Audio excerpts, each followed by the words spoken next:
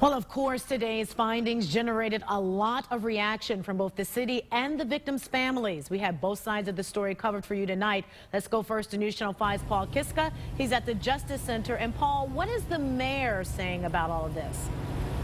Well, Danita, let's start with this first of all. Because the Attorney General, Mike DeWine's report blames the system, and you can't charge a system with the crime, it's hard to believe any criminal charges will come out of this. Eventually, that will be up to a grand jury in the end. The question tonight is, will any of these Cleveland police officers be demoted, suspended, or fired? That remains to be seen. And here's what the mayor and the police chief had to say this afternoon.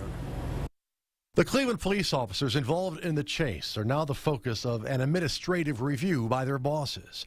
Today, Attorney General Mike DeWine blamed the police department system for a lack of command and control. But Police Chief Mike McGrath and Mayor Frank Jackson said a system of police policies and rules have been in writing for years to try to prevent what happened November 29th. If we discover officers or supervisors that did not comply with our general police orders, our rules and regulations, someone will be held accountable. If officers are within the box, then they will be protected.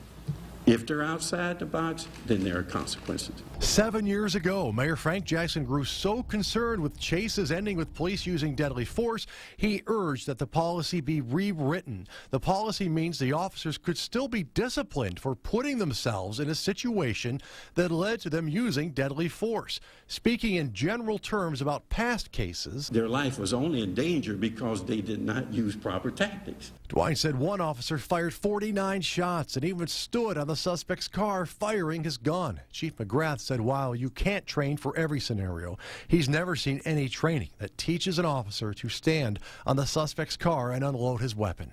No, sir, I haven't. Cleveland City Councilman Zach Reed said the system is not to blame and that Mike DeWine... He took the easy way out.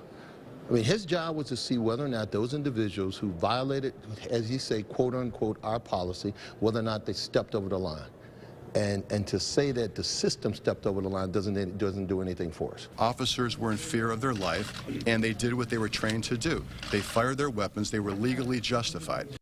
And all 13 Cleveland police officers who fired their weapons that night remain off the street, reassigned to the police academy during this administrative review.